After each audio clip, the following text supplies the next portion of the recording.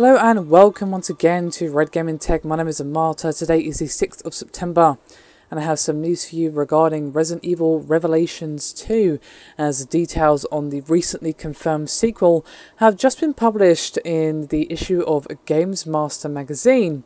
And according to this feature, the game will be starring Claire Redfield as the lead and Barry Burton's daughter, who goes with the name of Moira. Now, Claire's role in the game will be more orientated towards combat, whereas Moira will be providing support.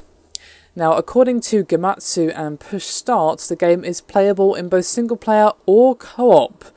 And the setting will actually be a detention facility on an abandoned island and will take place between the events of Resident Evil 5 and Resident Evil 6.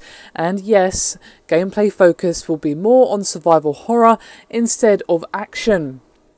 And also coming to the fray will be a new enemy type by the name of the Afflicted, which will be needed to contend with, and are, quote, something quite different than the typical zombies in the series, which could pretty much mean anything. Of course, we've had quite a variety of enemies, not including the zombies or the Plagas or whatever.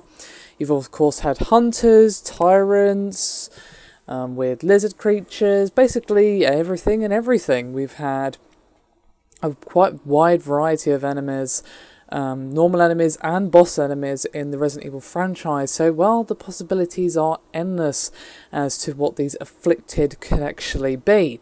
Still, I'm pretty damn happy that Claire is finally making a return.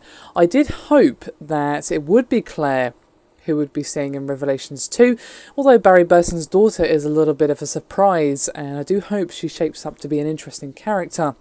Now, while it pleases me that they're going to be focusing on survival horror, it concerns me that you might have a partner the entire time.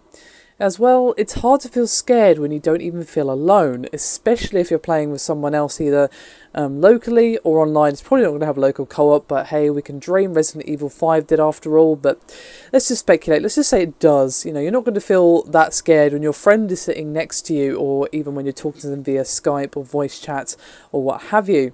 And even if you're playing just with the AI, you still have a partner there with you. Are you really going to feel that sense of tension? I don't really know, to be honest. We'll have to see. Resident Evil is always very good at making you panic, putting the tension.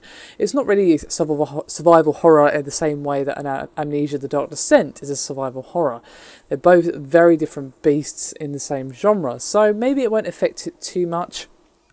I just hope the co-op is actually more finely tuned than I remember it being in, say, Resident Evil 5, because that was just painful. But still, Claire Redfield, I'm looking forward to this, and yeah, I think it'll be good. Despite my slight misgivings, I am very much looking forward to it. Anyway, that is me done for this video. Thank you very much for watching, and I'll see you next time.